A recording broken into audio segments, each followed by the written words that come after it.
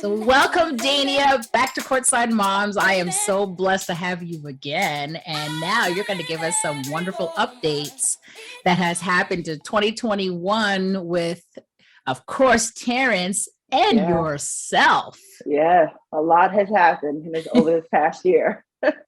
So happy to be with you, though, Wendy. Amen. It's been a while. Yes, it's been a while, but that's all good. We'll let's reminisce together, right? Okay. So our boys both experienced, let's say, unconventional paths to the NBA. My son actually went undrafted in 2014 and was given his first NBA opportunity through the Orlando Magic after playing overseas 2 years. So remind our listeners about Terance's path from being drafted late in the second round to recently signing to 2 years at $22 million with the Clippers. Yeah, it's definitely a blessing, and it's a testament to his hard work and his dedication and just his love for the game. I'm so proud of him. Obviously being drafted in the second round, I think it was pick number 48. You as a second round draft pick, you spend your time just proving yourself in the league. And a lot of second rounders don't really make it to where Terance has made it. But he had a chip on his shoulder. He was, dead set on proving people wrong. And, basketball is part of his DNA. So there's nothing that he can't accomplish, I think, when it comes to the game of basketball. And, he really just put in a lot of time, a lot of effort, just, going to practice early, staying late, going to work out on his days off, just committed to proving people wrong. And I think, like I said, not being chosen in the first round, he had that chip on his shoulders. And, I just think the hard work and dedication paid off. So I'm so proud of him. Oh, for sure. He did what he had to do. Yes. And you know what? It sounds so familiar with my son too, because like you said, Terance went late second round, Kem went undrafted. So when your end goal is to be in the league, you got a lot of work. And a lot of people just think that once you're drafted, you're good. And that's not necessarily the case. No, not at all. Not at all. There's so many, guys that I knew that were drafted and, they're not in the league, even some first rounders, and lottery picks that are just not in the league. It's not easy. And a lot of people don't understand how hard it is to be successful. And I'm witnessing it from being a parent and also being a coach. I mean, I thought, once he was in, I'm like, oh, this is golden. He'll be just fine. But the amount of hard work and focus and just kind of like the ability to block out distractions, I think is key for these guys. There's just so much, so many fans that are after them, to be perfect on every single night. You're playing 82 games in a season. Every other night you're playing. And Terance is logging in some major minutes, 36 minutes a night. And just to keep up with that sort of lifestyle, that sort of, just regimen is just so, outside looking in, I'm just like, wow, I got a different appreciation for these guys than I did prior to my son joining the league. I'll tell you that. Oh, for sure. And you know what? The fans and spectators, they just see the actual game. They don't see the work ethic that comes along with it. And not to say they don't understand, they just don't see it. They don't live it. I mean, our boys, you imagine the stress on our bodies, on their bodies every single day. They got to practice, you know what I mean? And some practices are harder than others, you know what I mean? Some games are harder than others. And then they have to play that game, you know what I mean? Try to get that W and then get on a plane and travel, go to a hotel and practice again and do it all over again. And that's a lot, you know what I mean? So I too have appreciation, a huge appreciation for what they do, because a lot of people in the world have office jobs and we complain our 9 to 5 and we're so mentally tired, and it is what it is. But when your body is being stressed every single day, that's a lot. So and I just thought it was all about the love of the game, but at this level it's way more than that. You need way more than that in order to perform. And there's performance anxiety. They have to get motivate themselves every other day to be the best player that they can be. And, these fans are brutal, some of the things that they say online. And I know we've spoken about that. I want to write back some stuff too. I want to reply to and hit send, but sometimes I have to kind of like, understand that they just are ignorant and they don't appreciate what these guys are doing on a a daily basis in order to entertain them. Because to them it's entertainment, but for our kids, it's quality of life. It's generational wealth. It's sacrificing their body. It's so many other things other than just entertainment. Yeah. And sometimes I don't think they understand that. And as a mom, I have to sometimes block it out as well, because I want to fight everybody that says something crazy about my child. But I gotta sometimes block it all out and kind of just worry about Terance and no one else. Yeah, I always wonder about the pressure from players. Like you're saying, he scored 36 points, I believe you said a few minutes ago. Do they have that pressure to feel that, man, I scored 36 points, now I have to continuously score all those points or even more and more? You know what I mean? Because sometimes you said people are mean. You score 36 and then the next game is 12. And it's like, is that really important? But to the fans it is, but to the player, it's like, I have that pressure. You know what I mean? Now I got to ask for the ball all the time, or I got to make sure that I'm putting it up. And that's a lot. Yeah. And for Terance too, his role, if he had a role that was more important than any other, I would say it's his defense. So he's always defending the best player on the other team. He's defending the Currys, he's defending the Donovan Mitchell, he's defending anybody that's the better player on the other team. Terance is matching up with them defensively. So half the time he's running around chasing these all-stars, and then on the opposite end, now you're expecting him to put up 36 every single night. Yeah. But, he obviously, this is only his third year in the league, and he's got to find the right balance. He's got to grow into his own. And sometimes I think people forget this is only his third year. Yeah. And there's God willing, he's going to have a long career in the league, but, he's growing. He's getting better. He's getting smarter. He's getting stronger. And, eventually he'll be able to be perfect on both ends, or as good as he can be on both ends. But for right now, he's so locked in on the defensive end. He wants to stop the Currys. He wants to stop the Mitchells. He wants to stop that. That's his passion. Like if he knows he can stop that player from being helping their team win, that's what he wants to do. And the other end of the floor, he's a very, very selfless, willing to pass to his stars, his all-star, PG, and get everybody going. But I think that role that he has, that niche, that ability to have such a high basketball IQ, is another reason why the Clippers decided to sign him to the extension. He's a totally different player. I don't see a lot of players in the league that are like him, that sacrifice, for the greater good of the team winning. Yeah. Winning to him means everything. Yeah. And that has a lot to do with me being a coach and coming home after losses and not being very happy. So he, winning to Terance is totally different than it probably is to a lot of other athletes. It just means quality of life. It means happiness. It means, peace in the home. Yeah. And, when you grow up like that, you try to do everything that you can to make sure at the end of the day, your team wins, because you know how good it feels for everybody involved. Oh, for sure. So let's just go back a sec. You said you understand this as a coach. So earlier in 2021, you became an assistant coach in the WNBA for the Atlanta Dream. So number one, congratulations, Mama.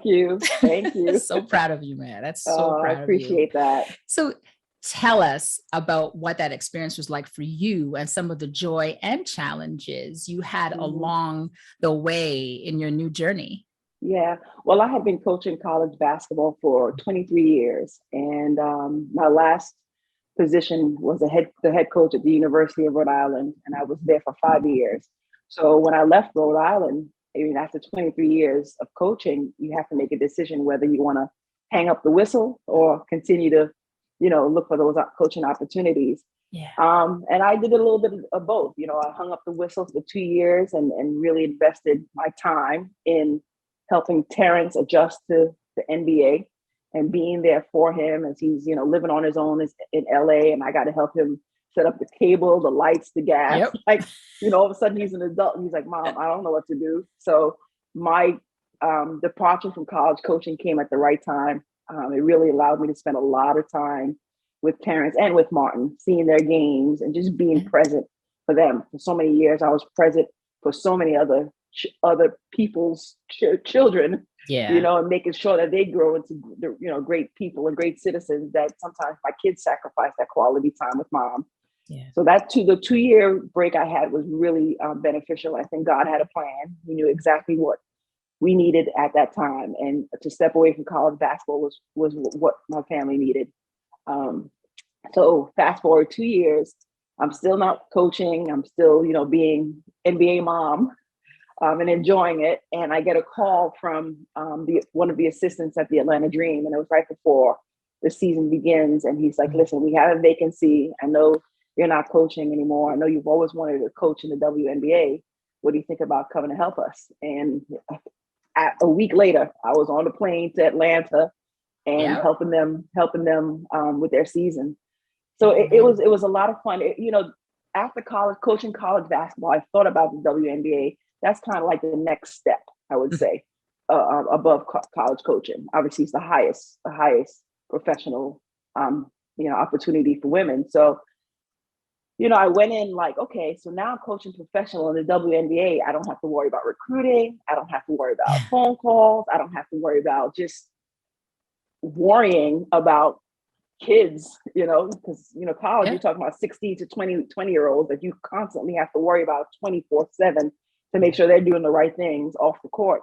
I'm like, this is going to be great. I don't have to babysit. I don't have to, these girls are going to show up every single day and be ready to practice and be self-motivated. They're adults. And I was super, super excited about that.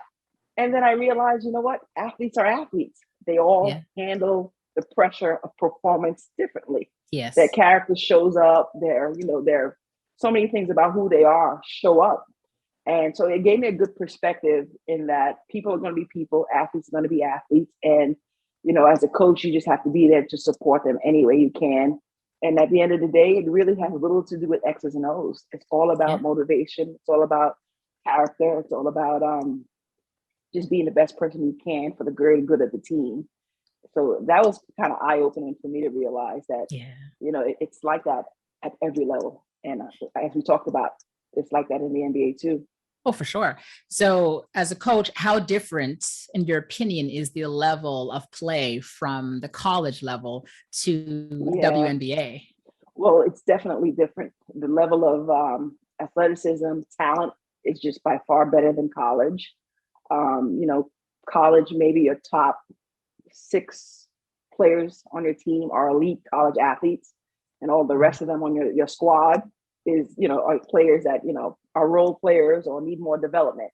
But in the WNBA, you have 12 to 13 women on the team that are all stars, that can play. I'll tell you a little story. When I was coaching college and I'm rebounding for my players, the basketballs are flying all over the gym, missing shots, and I'm running after their shots and passing to them. Well, with WNBA, they don't miss. I can just stand right under the rim and they're just shooting and goes through the net. And I'm like, this is what I'm talking about. This is professional basketball right here. You guys are making shots at a high clip. And I just laughed to myself because I remember, rebounding for my girls in college. And I'm talking about, I'm running around the gym getting missed shots, bricks, flying all over the place. But the college women, they're talented, man. They're talented. The game is very simple. It's just, it mimics the NBA so much. A lot of the sets, a lot of the schemes, a lot of the plays are very, very similar to the NBA. And the shot clock is similar. In the professional league, we have a 24-second shot clock. And in college, it's 35 seconds. Yeah. So, these girls have got to score at a high clip.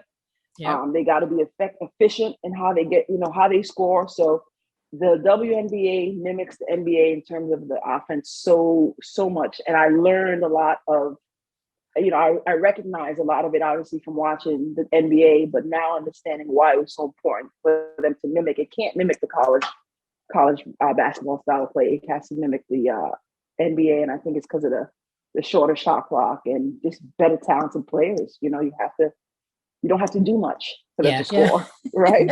Absolutely. So watching a game live can be so hype. Mm-hmm. Players have said that they feel the energy in the crowd and feed off of them as well. As a coach, do you feel that as well?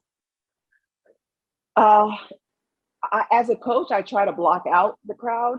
Yeah, you know, I couldn't tell you who was in the crowd, how many people were there, what what they did at the timeouts. You just, as a coach, you're just so locked into the game plan, locked into the flow of the game, locked into your players, that you really don't notice anything else around you. When my kids were younger, they would be running around the gym. Well, actually, Martin would be running around the gym, and Terance would be locked in, sitting right behind our bench, locked in. But it was kind of frustrating for them to even be there, because I had to be locked into the game and my players. And then I'm out in the corner of my eye, I see Martin running around the stands, and I'm like, oh my God, hope this kid doesn't fall, or he's going up to the concession stands. And, so you definitely are very locked in as a coach. And I'm sure as a player too, you really have a keen ability to just block out all that other stuff that's going on.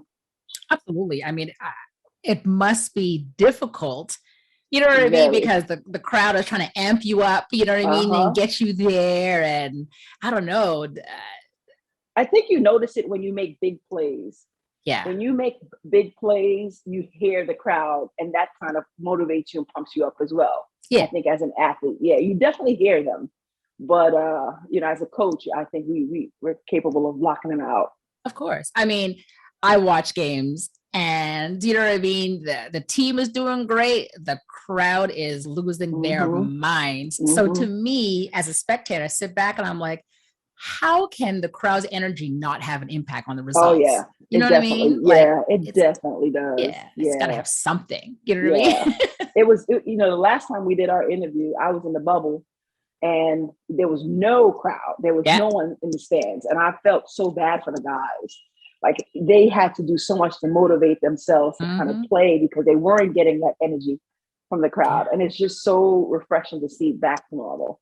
And I hope it can stay that way, God willing. But it's amazing. Now, as a mother now, when I'm in the stands and I'm watching the game, I'm like this. I'm looking at the Jumbotron. I'm looking at what's happening in timeouts. I'm like, who's performing? I'm enjoying that atmosphere as a mom now. That I am. I love the live games because of that, and I could definitely appreciate the crowd and the energy that they give to these guys. It's just phenomenal. Okay, I thought I was the only one that does that. No. Oh no. When I go to, I'm sure all the moms do. I just laugh. We're all families, right? I mean, when I go to Raptors games, I'm like, oh my God, I'm looking, like you said, I'm all over the place. I'm looking, and I'm high-fiving people, ping, ping, right next to me. And I don't like going. I don't know about you, but I don't like going to away games, because I miss the energy of the crowd in Staples. What was the Staples Center? Yes. I miss that energy, and when I'm at away games, I hear more of the heckling that's going on. And the people that are talking smack, I'm like, hey, that's my son, relax. Or, hey, I'm so nosy. I'm just fighting with people in the stands. And, when they score, I'm yelling. And then they're like, oh, you must be for the other team. I'm like, yeah, I'm for the other team. Now relax. Exactly. And I end up getting into confrontations with the fans at away games. But I go, obviously, especially when they're on the East Coast. I'll go to a lot of the games in Philly and Boston and New York, but I don't enjoy it. I don't enjoy the away games at all, because I hear everything that people are, saying. I'm so competitive. So when my team is losing, when I'm not doing well, I'm like frustrated inside. I'm like, and then when they start doing it, I'm like, yeah. So funny. Somebody got to help me. Listen, girl. I need counseling for away games. I haven't been, so when Kem played Orlando Magic, I would go to a lot of home games. I mean, I was still living in Canada then, right? And right. So I would go to Orlando to see a lot of home games. But when he would play the Raptors, well, I'm in Canada. I would go. Yes, so that was the only away games that I would go to. And by nature, I'm a Raptors fan anyway, and here my son's playing Orlando Magic. So for the whole game, I'm like jumping all over the place. I'm hype. I'm losing my mind, like from beginning to end. And I remember my son was player of the game. Oh yeah. All 20,000 knew that I was in that gym. and his Oh. dad and you know what I mean, the family, and they just kept turning around. Looking at us, and I was like, we're getting the stink face, we need to call security, and we were laughing, and I was like, yeah, I don't know about away games anymore. Oh, they're terrible. It's fun though, and I think a lot of people know me as Coach LaForce. So I mean, right. And people are like, Coach LaForce, can I get a picture with you? I'm like, it's Terance Mann, not me. That's awesome. But it's fun. Awesome. It definitely is fun. So do you feel that there's an advantage to coaching a basketball team with you being a former player? There's advantage to coaching. Ask that again. Do you feel that there's an advantage to coaching a basketball team because you are a former player? Good question. Yes, I do. I do think there is an advantage because you have a appreciation for what the players are out there doing because you have gone through it. You understand, you can read their body language and understand exactly what's going on in their mind. Yeah. Because you were a part of that. I think even knowing the game and having a feel for the game because you played, it really increases your IQ as a coach. And, you know, vice versa, there are a lot of coaches who never played the game, but they study the game. Yeah. And, you know, they're good coaches as well. So I definitely think both has its advantages and disadvantages. But I think being a former player and coaching definitely helped me to kind of relate to my players. What do you consider a good basketball game? Ooh. Okay, I'll answer that as a coach, and I'll answer that as a parent. Okay, Amen. It's definitely different. Okay. Please share. All right. So, as a coach, I think a good basketball game would be win or lose. It would be if your team played hard.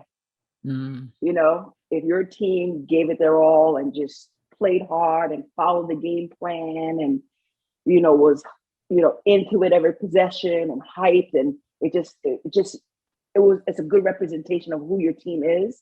Yeah. I think that's a good game. And it really doesn't have anything to do with the record. I mean, the result. Right. I mean, obviously everybody wants to win, but I think as a coach, you can appreciate your players giving it their all. And that's something you preach as a coach. I don't care what happens, just leave it all out on the court, Yeah. And when your players do that and, they're locked in with you and, y'all have that great relationship, coach-player relationship during the game, I think you can feel good about the performance. As a mom, obviously, and I'm sure you're very, and this is something that I have to kind of learn to step away from, because as a mom, I always want Terance to be the player of the game. Yeah. I always want him to have a double-double. I always want him to play at a level that's just excellent, because I know everyone wants that from him. And I want it too as a mom, but it's not fair for him to hear me say, well, why didn't you have a double-double tonight? Because his game is just so different. So I think as a mom, a good game, I would say, when he plays well, and his team wins. I like at the end of the game when he's being interviewed as a player of the game. I like that for him. I like it for the organization, and I like it for the city. It's just so much fun when your team is playing well and winning and just enjoying it. Obviously, they're going through a little bit of a slump because of injuries and COVID protocols, and we have to keep all that in proper perspective. This is life or death situation that these guys are dealing with, and we can't expect the happiness shouldn't be winning basketball games at this point. Happiness should be health. Their health. So, as a mom, like I said, it's obviously him playing well and being that player of the game. Yeah. I love how you say that. And it's so true. And here I think of my son, and he's a little different when it comes to being that player that cares about the scoring the 36 points or for him, none of that. For him is, how can I contribute to the win? Period. He doesn't even look at, you know what I mean? Like I would text him after the game, oh, you had a double-double, that's amazing. Or you had 6 points today and 2 rebounds, that's good. And he's like, like for him, it's what did I do to help our team win this game? So he doesn't he doesn't want to think about all that or focus on that because he feels that it'll get him off his game, which I love and I appreciate. Yes. But then I look back years ago, it was important. Now he's just like, we won. Yeah. And he goes about his business. You know what I mean? Yeah. He's just happy. He's great. And that's it. Like, you know what I mean? When they don't win, he's like, I gave it my all. And this is what I'm going to do to work on, you know what I mean? Work on whatever didn't work in this game. You know what I mean? Just so we can improve together as a unit and do better next game. So for me, it's like, oh, it took, at first I was like, no, you should care. But now I'm like, exactly. Yeah. You know what I mean? Because as that mom. And that is where I am. I have to learn to kind of just back off and, you know, let him enjoy the success, win or lose, or how he plays without me giving too much of my input in. You need to be the leading scorer. You need to, you know, I can get that. I can get like that, but I really have to learn. I really have to learn to back off. And, you know, for the guys, I think you're playing 82, over 80 games a season. Could you imagine the highs and lows emotionally or mentally if you worried too much about winning and was down too hard on yourself for losing? It's just too much of a roller coaster. So I think they have found an ability to be even keel with whatever happens. And I think they have to have that. It's really beneficial to their mental health to not get too high and not get too low, because the season is way too long and so much can happen, and so much happens that's out of your control, as we can see now. So I think they do a very good job of being mentally strong and tough when it comes to, you know, the roller coaster of the NBA. I love how you say that, because it is so true. When you're saying the season is so long, and for someone to have to feel that pressure of being perfect every single day, you know what I mean? That's a lot. So I'm happy you said that, because it is so true. We're not talking about a month here. No. You know what I mean? No. We're talking about a good part of the year is the season. You know what I mean? It's like, you got to do what you got to do, right? To stay right mentally and feel good about who you are as a player. And all you can do is what you can do. Yeah. And that's what I have to learn being a college coach. We have maybe 30 games in our season, if that. Yeah. And, you know, you can manage that. But when it comes to 82, it's just too much for you to be always. So I have to take off my coaching hat and my experience coaching college and learn what it's like to support him as an NBA player. Absolutely. You know, and sometimes it can get in the way if I don't understand what it really takes. And so now that it's his third year, I'm learning a lot about how to be a supportive mom and a supportive coach without giving too much of my former experience as advice, because it's totally different. Okay. So from him being second round draft pick to being such a dominant player on the Clippers, when did you start to notice Terance's growth? And as a coach, what attributes do you think he brings to the Clippers now? Yeah, I think just his selfless attitude. You know, he's more of the facilitator. He's more of the one that will do the dirty work. Like, he'll defend the best player on the other team. He'll get the offensive rebound. He'll make the extra pass. He'll do a lot of things that a lot of these pros don't want to do. You know, and I think that's what makes him so valuable to the Clippers, because they have a guy that's willing to sacrifice points for all the little things that don't show up on the stat sheet. And if you have a couple of those guys on your team, you have a great team. So I think he values that role. I think he has to learn when his role has to be different, because like you said, every game is different, you know, and you have to learn to maybe adjust your role a little bit, be a little bit more of an offensive presence or a little bit more of a defensive presence, or do a little bit more of the dirty work, because you know everything else is taken care of. And could you imagine having to figure that out every other night? You know, so you can't have just a blanket where you're going to play. You have to be able to adjust to who you're playing with, who you're playing against. There's so many things that I think you have to be on your toes about when it comes to being in the NBA. And I think he's learning that in his third year. I think he's learning how to be an NBA player and be ready every single night, but have a different role every single night. You know? Well, right now you have Kawhi Leonard who's out and Paul George who's out. So this is Terance's time now to take on this bigger role. So how is he capitalizing on that? Right. And he's got to learn the difference between a great shot and a good shot. You know, sometimes he'll pass up his great shot for a good shot. Yep. You know, and I think that all comes with experience. You know, that all comes with, you know, playing. It comes with watching film. He's got a great coaching staff. They really, really love him out there on the floor. They appreciate his game, his style of play.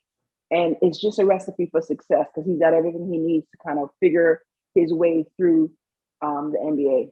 Yeah. People have said that he's inherited his IQ, his basketball IQ from mama.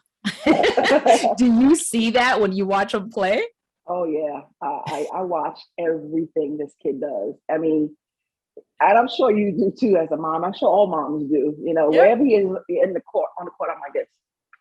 Like, I'm not watching anyone else. I'm just like, there he is, there he is, there he is. You know, I'm watching everything he does. I'm watching how he's defending on the ball. I'm watching how he's defending off the ball.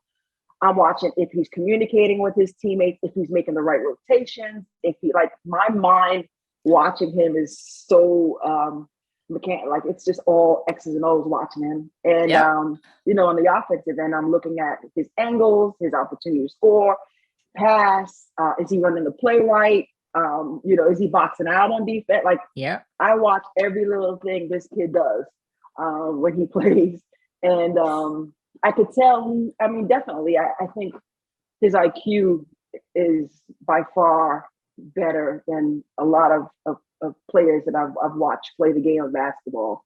Right. And he knows when he didn't do something right, you know, and he knows how to correct it. Like, a lot of guys don't know that. They don't know what they did wrong and they don't know how to correct it. Whereas Terance, if he makes a mistake, he knows exactly what he did wrong. And I could see the next time or the next opportunity, he corrects it on his own. Like, he doesn't need a coach telling him, hey, you know, you need to go over that screen or you need to go under the screen. You know, he studies the game plan. He studies personnel. Because, like I said, he's always guarding the best player on the other team. You know, and he makes mistakes too. You know, he makes mistakes, but I think he can bounce back from them because he has such a high basketball IQ. You know what? The big difference, though, is you understand the sport, you understand the game, you played, and you coach. There's a lot of people out there that go watch the game and are clueless. You know what I mean? You just watch the game and you're excited. Like you said, you're all into the game. You're like, okay, what's happening? You know, there's some people out there onto the game. What happened? Oh, stand up. Wait, what? Oh, yeah. No idea. No idea. Have no idea what it takes to just play. They have no idea what the understanding of the game. They have no idea there's a game plan. You know, there's an actual game plan, folks. Yeah. You know, there's actual adjustments that are being made. Like, you know, like this, it's a science. It's beautiful. It's a beautiful game, you know, and not a lot of people, obviously, not a lot of fans appreciate that. And those are the ones I want to fight.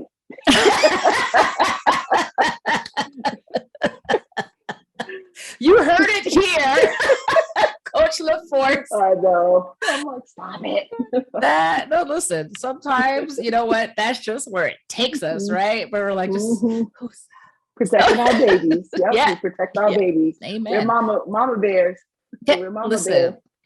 When Kem would say things to me, I'm like, who did it? Who I gotta call? Who's it? And he laughs. Exactly. He laughs. You know what I mean? He's like, oh my God. Now that he's in the league, we just laugh about so much stuff.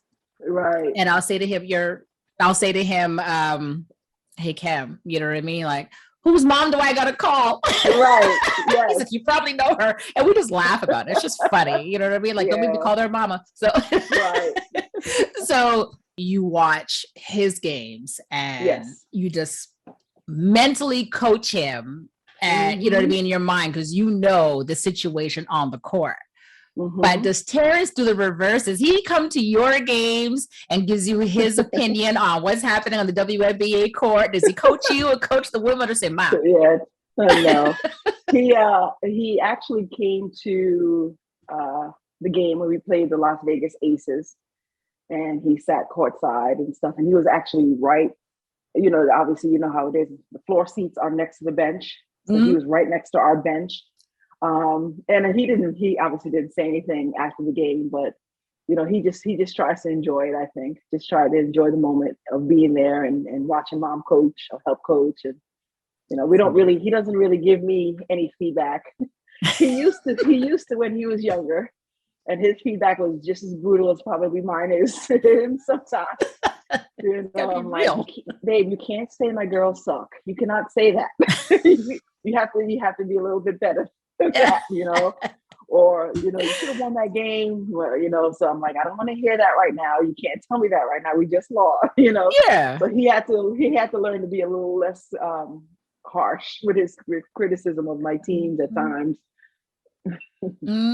Oh yeah, I can imagine. So lots of players never get the chance to go deep in the playoffs. Last year, the Clippers went to the Western Conference Finals for the first time in their franchise history. How valuable was that experience for Terance? Yeah, I mean, it was amazing. I still, I'm sad I couldn't be there, but I actually watched the game from my hotel room, and it was funny because I think my game was a little bit delayed, and my phone just kept pinging, and I'm trying to watch the game and not, be on my phone, but my phone is blowing up. So I said to myself, something must be happening. Terance must be doing something because everyone's watching that game. It's the Western Conference Finals. Everyone's watching it, or semifinals for that matter. Everyone's watching. And my phone's just going crazy, but it's a little bit delayed on the television. And you know how Tom Cruise jumped on Oprah's couch? Yeah. That literally was me in the hotel room. Like, I'm jumping on the couch. I'm like, oh my God. I mean, because that scoring outburst is, we haven't seen that from Terance. He's definitely capable of it, and I have to keep reminding him of it. But we hadn't seen that in his 2 years in the NBA. Yeah. So to play that well on that stage at such an important time for that franchise was just amazing. And he's going to go down in history for being the player that had that 39 points and dunked on Rudy Gobert and helped them get to the finals. He's going to go down in history as being that player. The best moment for me, and the moment that still brings tears to my eyes, is when they subbed him out at the end of the game and he had a standing ovation from every single person that was at the Staples Center. And I was just like, wow, this kid has done it. He has done it. I was so proud of him, so happy for him. And it's just a good feeling to know that he created history. He made history for that organization. And the best is yet to come, though. Amen. Amen. That was amazing for him to be a part of that. But like you said, now he's going to be a part of something different. Right. You know what I mean? And that's a great feeling because to me, that just gives them direction. Yeah. You know what I mean? Now that trajectory is like, okay, I did this. Now let me accomplish something even bigger now, or even better. So, and the confidence to know that you're capable of doing it. Absolutely. So, and he shows a lot of confidence. He has said that he trusts his work. He trusts his abilities, and it's clear that he does what he needs to do to contribute to Clippers wins. Like you said, he understands the assignment. So what do you think when you say that he understands the assignment, what does that mean to you? Well, growing up, I think in a coaching household and watching me coach and pour in the intangibles, we call it the intangibles, it's not talent, it's the intangibles. It's the things that make talent really be what it is. It's the little things. It's being a team player. It's being, doing the dirty work. Like I said, offensive rebounds, making the extra pass. It's, not, if you're not playing, not being on the bench and sulking about it. It's understanding that, defense is a part of the game, and you have to pour in on that side of the ball as well as the offensive side. Some players don't believe in defense. They don't care about defense. They just want to put up points. So I think just growing up around athletes from such a young age, he knows the recipe for success. Like he has the answers to the test, for lack of a better term, and he knows the type of player a team needs in order to win, and the type of player a coach wants to coach. Yeah. You know what I mean? He knows that just based on being around me and my teams and me coming home, talking about what worked, what didn't work, how players should be acting. He saw the pitfalls of bad behavior. and how it costs us games, it costs us our season. And he never wants to be that player for his team. He's never going to be that player that's selfish, that doesn't work hard, that doesn't defend, doesn't want to defend, and off the court are creating distractions for their team.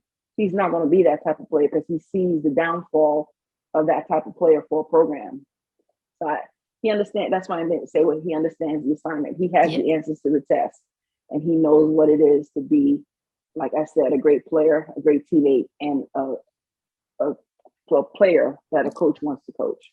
There you go. And you know what? Being coachable, you know what I mean, is different, in my opinion, as being good. Yes. So I think that's important for people to understand. And as a coach, and a player, you would understand that more than anybody, right? You know what I mean? You have some kids that are great, but you can't coach them. No. And they have some kids that are not so good, but you know what? They're willing to do what they have to do to, you know what I mean? Exactly. To listen and say, okay, coach, what can I do? Because at the end of the day, they want to get better. Everybody wants to get better. And I always say to kids, well, if you're already better than everybody else, and how come you're not scoring more points than anybody else? How come you don't got them triple doubles every single game and all that? Like, what's going on? Like, you know what I mean? Whose fault is that? So I love, and this is why I like asking you questions, because you come from a different perspective, because you can explain to our listeners both sides. Yes. You know what I mean? And talent is never enough, they say. Talent is never enough. There's so many things that have to come with it in order for you to excel. And I think the mental part of the game, Terance excelled at. Like I was always a coach that taught the game, not only just the physical aspect, but also the mental side of the game. You know, what you have to do, you know, to be successful. How do you have to, type of confidence you have to have, you know, the grit, the determination, all those things coupled with the physical side is what makes a great player. So for sure. The mental part of the game, I think he's learned to master that, simply because I constantly talk to him about mentally being, you know, better, mentally understanding what it takes, and, you know, learning from your mistakes as opposed to being down about them. There's just so many conversations that we've had that was just all mental part of the game. It had nothing to do with how to defend the ball screen. It had nothing to do with mechanics on a jump shot. It's all just mentally talking through it and kind of gaining that confidence and that toughness that you need to be good. That's so important. Yeah, my son and I too, after he plays, I will text him and I will ask him, like you said, it's more about his feelings about the game. And you know what I mean? It's just like, whether they win or lose doesn't matter. It's just a matter of, okay, you know, how'd you feel about the game? What do you think you could have changed differently? What do you think you could have changed? And how do you think the team could have changed? You know what I mean? Or sometimes it's, no, we couldn't have changed anything. Cool. You know what I mean? It just happened. That's all right. It's not, you know what I mean? So sometimes it's just like, just let that go. Because you can't get the win back. It's gone. You know what I mean? It's sometimes it just happens. No one can be perfect every single night. Right. Nobody. When I look at players, you know what I mean? You have our superstar players, you know what I mean? And sometimes the way they're treated, to me, floors me, because I'm like, oh, you know what I mean? Because people don't really see, you know what I mean? Anything other than the fact that, well, they should have won. Or he thinks he's better than everybody else. Or no, he doesn't. He's just a player like everybody else. Whether you have the superstar players or the non-superstar players, it's just a game. They're playing what they love. You know what I mean? They grew up, most of them, you know what I mean, learning this sport. And now, you know what I mean? It became a job and they're doing their best at it. And that's it. Right. So, So the Clippers staff, the players and the fans, they all believe in Terance and all he does. Paul George has said that Terance is a great player and puts a lot of work on his game. They recognize his talents and respect him for who he is. What is something you would like us to know about Terance Mann, the player? Ooh, good question. Thank you. I think that I would like people to know that he has a different appreciation for his ability, his role, his impact, than most players. I think there are some players that can turn off being a basketball player, like when they could go. Hopefully, some could turn it off. But being basketball has been so much a part of our lives for so long. Like I say this, and it's in our DNA. It's very hard for him to turn off basketball. You know, it's very hard for him to go home and not think about his role or his, you know, like I said, on days off, he goes to the gym and works out. It's just normal. It's a everyday thing for us, you know, and we can't turn it off. And I think I would like people to know that about Terance. It's very hard for him to turn off basketball because it's a lifestyle. It's so ingrained in who we are that it's hard to turn it off. I love how you just said that. That was actually my next question. Because I'm thinking you are so completely surrounded by basketballers. You have Terance you have Terance who plays in the NBA. Your son Martin plays at Pace University. Your husband coaches Mississippi, and your former coach of the WNBA with the Atlanta Dream. So I was thinking, how do you turn that off? Yeah. But you answered it. You don't. And you know what? You don't. That is an awesome thing, though. I mean, it has its benefits, and I'm sure sometimes challenges, right? Like sometimes I can imagine the dinner table. I mean, do you guys talk about what's going on at the mall with the you just go around the table and talk about everybody's basketball games. Yeah. It's 24/7 basketball, and you know, we have to learn. Like people say, well, are you going to watch the Lakers Knicks game or the Nets Magic game? I'm like, I'm not watching any basketball, you know, because basketball for me is not just, I can't watch it as a fan. It's part of, like, my mind starts to work. You know, I start to break the game down, and I empathize with the coaches. I empathize with the players. So I don't want to, I'm so competitive. I never want to lose, you know? So I don't want to have any other team to root for than the teams I must root for. Mississippi State, Pace University, and the Clippers, and the Atlanta Dream. You know what I mean? Yeah. So it's very hard for me to watch or get caught up in any other sport because it's just not fun. It's really just, I hate when teams lose, you know, my teams in particular. So I'm not going to sit there and root for another team and possibly they lose. That's frustrating. That's stressful. Listen, you know what? So I just see you as that person who, where the rest of us are shutting off our games, and I got to turn to my stories. I mean, I got to catch up, and here you're turning on to the next game and the next game. Yes. And I do find moments to vegetate. I would say I do watch a lot of a lot of reality TV. Yeah. I have to find things to distract me from thinking about the game and from processing it all. So you'll see me binge watching a couple of shows just to keep my mind off of basketball. And when's Terance's next game? When is Martin's next game? When is Eddie's next game? What's their record? What's going on in the locker room? It's just a lot of basketball every single day. Oh yeah. I can imagine. I could just imagine. So, and you know, this year, you had more and more accomplishments. So proud of you. You were recently nominated and then awarded the Excellence in Sports Award by the Institute of Caribbean Studies during the Caribbean American Heritage Award Gala. Explain to us what that is about and what it means to you to be recognized once again for your coaching abilities. Oh, that was just an amazing moment. And I think it kind of recognized my coaching path and my coaching ability and being a mentor and a coach to so many wonderful young women, but also my heritage, you know, and I'm from St. Lucia. And, you know, I came to the United States when I was 5 years old.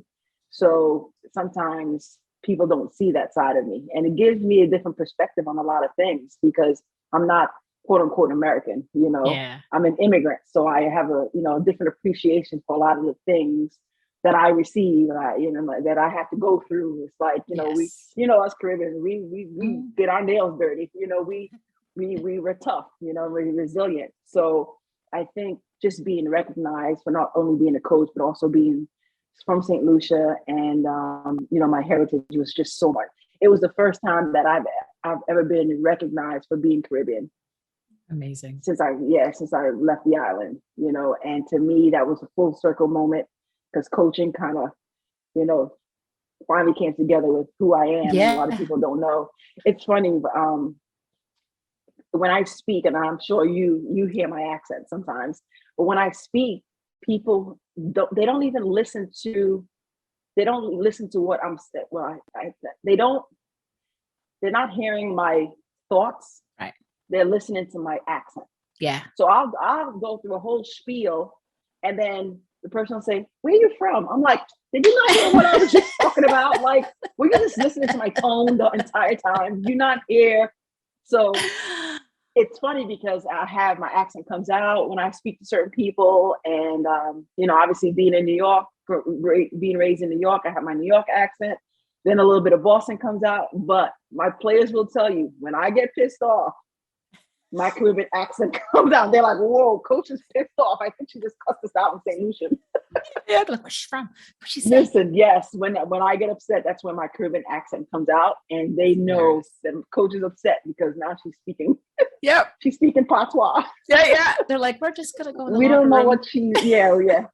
So, but it was the first time ever, like both of my worlds kind of collided, and I was honored for both, and it was just an amazing moment for me. Well deserved. Well deserved, Daynia. It'd be good for you. I saw that and I was like, like that to me, I was like, that's so beautiful. And like you said, both your worlds, you know what I mean? They just meshed into one, which is important because at the end of the day, basketball coaching is what you do.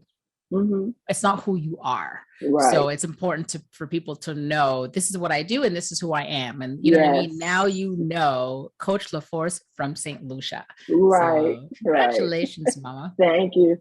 So to conclude, I love the story of an underrated player to now someone who is being reintroduced to the basketball world as unstoppable, a great shooter, a wonderful contribution to the Clippers, and more.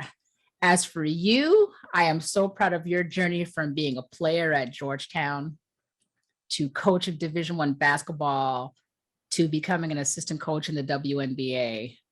Your journeys are both so awesome, and I'm a true fan of you both. Oh, thank you. And I look forward to seeing what's next for Terance Mann, and Daynia LaForce. I want to see what's coming up in your stories. So tell us, to conclude, what is it like being the mother of Terance Mann? It's amazing. I still get butterflies when I hear his name being called in the starting lineup. I still get butterflies when I hear him, giving, in interviews at the end of the games. I still marvel at everything he's accomplished, and I'm so proud of him. He's just truly an amazing young man, and he's blessed. Yeah, and we all are. Absolutely. I actually should have asked you, what was it like? I should have asked you, what is it like being the mother of Terance Mann, the mother of Martin Mann? You know what I mean? Come on now, two basketball players, and your husband's Eddie. Is it Benton? Eddie Benton. That's it. This is the wife of a basketball coach. You know what I mean? And he coaches women as well, right? Yes. Which is fantastic. So Mississippi State. Yes. So do you guys ever share anything because you're both coaching women? I'm just curious. We share plays all the time. Or, when I'm at his games and I see something and I'm like, oh my God, I want to tell him to make this adjustment. I want to tell him to do this. But we share plays all the time. We're laying in the bed drawing up plays. Yeah. We're at restaurants drawing up plays on the napkins. Are you at the game? Eddie, page 4. I know. Run black. Yeah. That's awesome. It's fun. And I'm so proud of Martin. Martin, he overcame 2 ACLs, and, to be able to play this year, his senior year. And, I'm just so proud of his resiliency, and just so proud that he has it. He earned a scholarship to play Division II basketball. And, obviously that's very difficult. Not a lot of players get that opportunity to earn scholarships. And, I couldn't be more proud of him. He's a double major, so he's getting a great degree, and, I'm excited for his future as well. Amen to him. Listen, you never know. He'll be back on Courtside Moms, and we'll be talking about him. and, right. and his career and more updates with you and your husband. Oh yeah, all kinds of good stuff going on in your family. So once again, congratulations. Love you, Daynia. You are fantastic. Too. You really are that role model that a lot of people can learn from. That's what I appreciate from you. I mean, I follow you, you know what I mean? I look at your social medias and I'm like, she's so funny.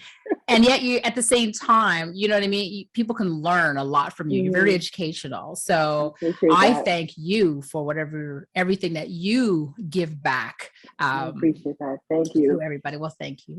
And I want to thank you too. I think the support system that we have as moms has been great. And what you're doing for the moms is allowing them to have a platform where they can discuss things like this and share ideas and be supportive for each other. I think it's a wonderful, wonderful idea. I wish you a lot of luck and success. Keep doing what you're doing. You're blessing all of us. I listen to every episode, and you know, you're a gift as well, blessing as well. So thank you, and to your crew too. We know you guys are back there. Yeah. They are fantastic. Yes. And let me tell you, I could not have done any of this without all the people that are part of Title League. Fantastic group of people that made me teary-eyed because you know what, at the end of the day, I said what my vision was a few years ago and they made it happen. And you know what I mean? We could have just had this conversation, you and I on the phone. You know what I mean? I can call you anytime, you know what I mean? Say, hey, Daynia, what's up? Alert. But you know what? It's important for people to understand our stories. So I'm blessed that I was able to get great people behind me to help the world understand who we are as moms. That's you know what I mean? Like it's, listen, people need to know our stories as well, because the players that they love and they hear about, you know what I mean? Their stories begin with us. Yes. You know what I mean? So they know a little part, but there is a person behind them who is helping them orchestrate where they are today. That's right. And that's us. So I say thank you. And again, it's Title League as well, because we wouldn't be here, you know what I mean? Or it'd be a little bit different, you know what I mean? So I just bless it all. Every day is a blessing. And with that said, please stay safe. Yes. 2022 is a brand new year.